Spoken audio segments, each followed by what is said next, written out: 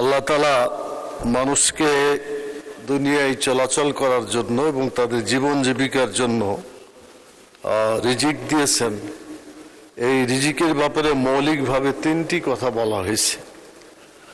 একটা হচ্ছে যে যেগুলা তারা ব্যবহার করবে এইটা যেন হালাল হয়, রিজিক যাতে হালাল হয়।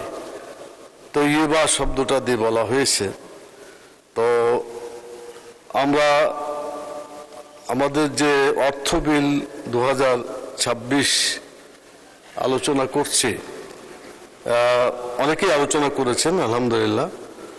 তো অনেক সুন্দর সুন্দর প্রস্তাব অনেকেই দিয়েছেন। আমি মনে করি মাননীয় অর্থমন্ত্রী তিনি ইতিমধ্যেই কিছু জবাব দিয়েছেন। মাননীয় সংসদ নেতা এবং মাননীয় অর্থমন্ত্রী সংসদ সদস্যদের প্রস্তাবগুলো অনেক বেশ কিছুটা গ্রহণ করেছেন, যেগুলো আমাদের জাতীয় জীবনে খুব উপকার হবে। দ্বিতীয়ত হচ্ছে যে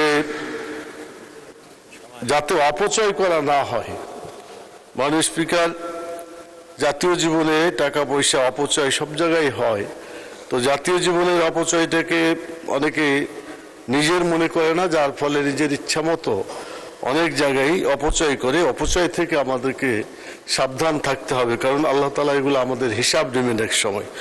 শেষের ব্যাপার শেষ কথা যেটা বলতে চাই মাননীয় স্পিকার, সেটা হলো যে আমরা আমাদের এই অর্থ বিল যে 2026 আজকে আলোচনা হচ্ছে এবং আমরা আজকে যে বিলগুলা পাস করব, আমি আশা করি এগুলা জাতীয় জীবনে আমাদের উপকার হবে এবং